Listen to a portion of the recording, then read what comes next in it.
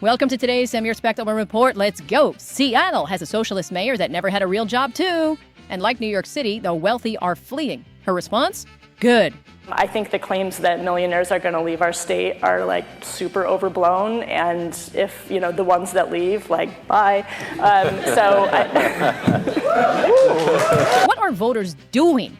On the topic of New York, Psycho Beaver Governor Hochul deployed a whiteboard to sell her horrific policies, then have the population fleeing the state. New York is the greatest city in the world. That's why people from all over buy property here. For many, it's their home. For others, it's a multi-million-dollar investment that literally sits empty, or a place they fly in and fly out just a few times a year. Because of that, these investors are not paying some of the same taxes as the people who live here year-round. The ones that support our police and our parks and our libraries and public safety. And I want to fix that. So I'm proposing a common-sense solution that gets these billionaires and oligarchs to contribute in a similar way, a PETA tariff surcharge.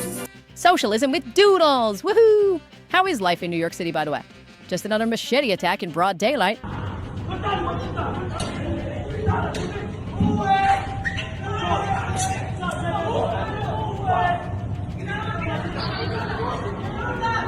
Uy, qué malito, como sangre.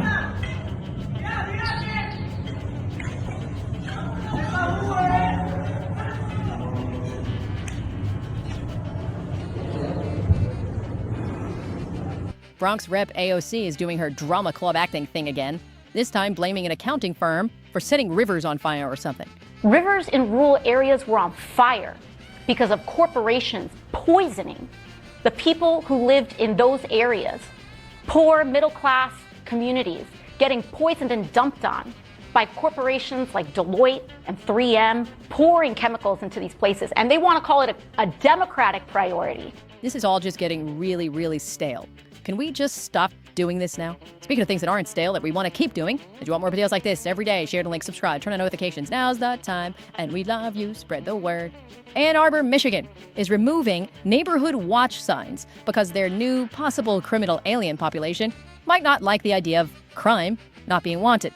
And they're inconsistent with their values. Ann Arbor is a welcoming community.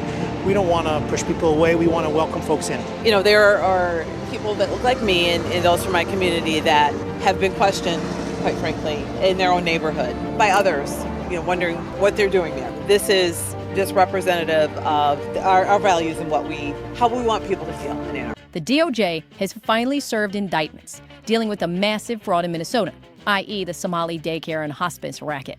We can hope California might be next, unless we really believe the hospice care at burrito stands is essential. That passed a survey. How did that happen? How do you put a hospice in a burrito stand in California? How do you put a hospice in a tire store in California? That all had to be vetted through licensure and through certification and accreditation. We'll see you tomorrow. Spread the word, please, because semi-respect is all we have time for.